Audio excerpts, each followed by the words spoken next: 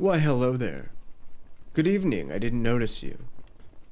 If you'd like to stay for a while, that would be wonderful, because I have a story to tell. A story about a certain red-haired sister in the Church of Favonius.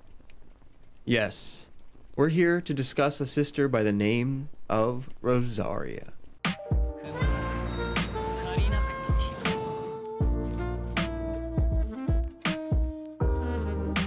At an extremely cursory glance, one might think that Rosaria is simply just another sister from the Church of Favonius. But upon interaction with her, it becomes quite clear that she's nothing like the other sisters in the church. She swears and smokes constantly, refusing to attend any church obligation as long as she has the excuse or the ability to get out of it. And if you find her in the church, you will often find her smoking in the rearmost pew.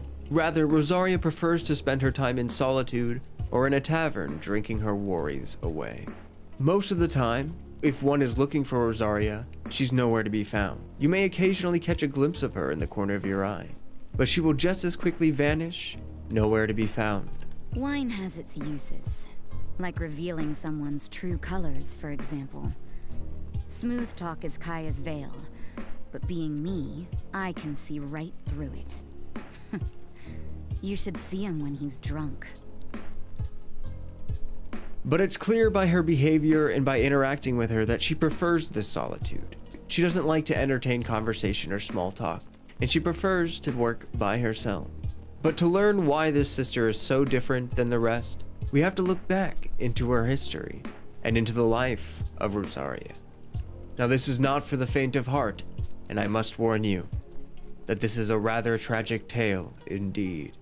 For you see, Rosaria was not born in Mondstadt. No, she was instead born in a distant, remote mountain village. The kind of place where you imagine fields of flowers with mountains in the distance, gazing at a beautiful skyline with clouds floating fluffy in the air.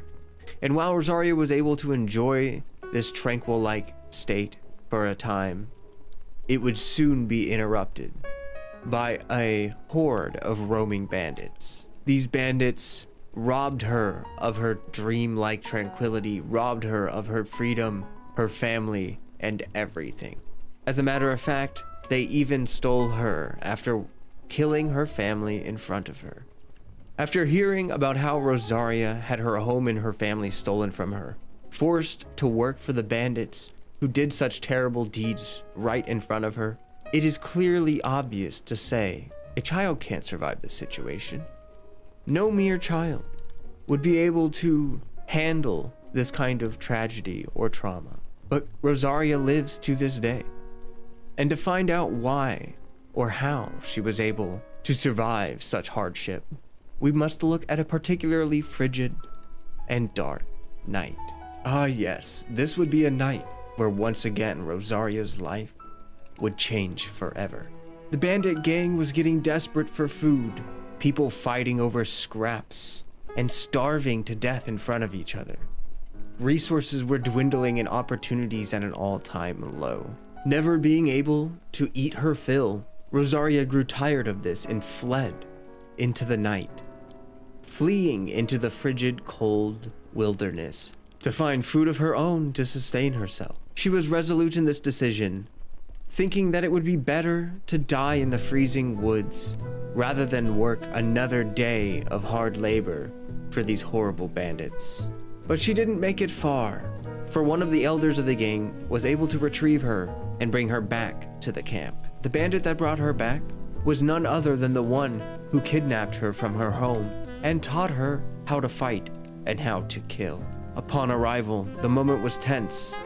All of the bandits gathered round, and the old man tossed a dagger to her, saying, "Fleeing makes you a traitor, and traitors can only earn their freedom through victory in combat. Well, come on then, kill me and you can leave this place. I'm long in the tooth now, while you've got youth on your side. You can do this, can't you?" All the other bandits stood around jeering, laughing, thinking it impossible for a small, withered girl to be able to take out one of the elders of this infamous gang. But to their surprise, the young cub was able to slay the old lion And therefore that night, a new member was initiated into the bandit gang. Of course, they were hesitant at first, having lost one of their best and wisest members, but soon they were to come to accept her, having found out that on that very same night, a vision was gifted to Rosaria. She learned to accept this new life, the life of a bandit. It seemed like she had very little choice in the matter, and as a matter of fact, it seemed like killing that elder was her only way to continue on in this life. She had no choice but to take his life, and no choice but to be an accomplice in the atrocities that this bandit gang carried out. Thinking back on it, she realized that this bandit kidnapped her from her home, trained her to kill, and then asked her to kill him. And this spawned a question in her heart that she still doesn't know the answer to this day. Did he let me replace him on purpose? Could a false father have harbored genuine affection for a child he stole so arbitrarily? Of course, since he died by her hand, she will never be able to find the answer to this question.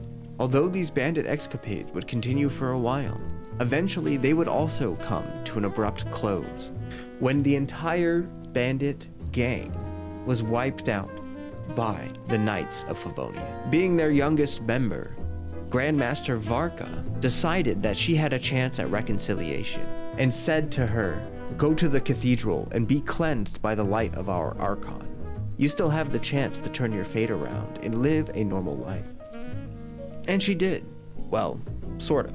Although she accepted her new life with open arms and a warm bed to sleep on, of course, she also found it hard to put down and let go the ways of her past. All she knew was how to thieve, how to kill, and how to survive. She didn't understand or really care about all these frivolous notions of prayer and worship, ceremonies and rituals, attendance, and pomp and circumstance. Sister Rosaria is hard to get to know, especially given she never joins in on prayers, but... oh, I'm sure she believes in the Animo Archon. Although I still don't really have the courage to try to talk to her. Each of the sisters is worse than the next. If it's not about prayer, then it's about choir or some other thing I'm supposed to participate in. I'm trying to stay out of sight, so don't you dare tell them you saw me here. All of it seemed menial to her when she spent most of her life simply struggling to survive. And for this reason, she joined the church, but never really became a part of the church. Rosaria came to the conclusion that she would spend her time how she wished. She would not waste her time with things that she did not deem important. And she was extremely comfortable with this. Despite the many efforts of the church and sisters like Barbara to sway her and lead her down a proper path in the church, Rosaria resisted, not with uncertainty, with confidence. She knew what she wanted, and she knew how she wanted to spend her life. As a matter of fact, she still owns a small white journal to this day. The words Church of Favonius are inscribed on the cover. The handwriting is beautiful, but the content is a bit odd. Dandelion wine, now 80% off. Fisherman's toast, an incredible flavor at an unbelievable price. Crazy discounts on wheat. Ask at the counter and we'll grind it into flour for you. Buy 3 tomatoes and get 1 free. Fresh, small lampgrass. Use it to light up your bathroom. Come on, sir, have a look. And at first, it doesn't really make sense why these things are in this journal. But to Rosaria, it's sort of a relic from her early days in the church, when she would skip class and climb onto the rooftops, bathing in the sun and listening to the random cries of the merchants in the streets. As Rosaria matured, despite the many efforts of the church and sisters like Barbara, she grew up to be the cold-hearted and solitary sister that we know. After a while, the city of Mondstadt realized that they had to learn to accept Rosaria for who she is, rather than try to bend her to adapt to what they want her to be. You see, Rosaria wasn't exactly lazy, despite what one might think, considering that she skips all her classes and refuses to attend events. No, she was not lazy.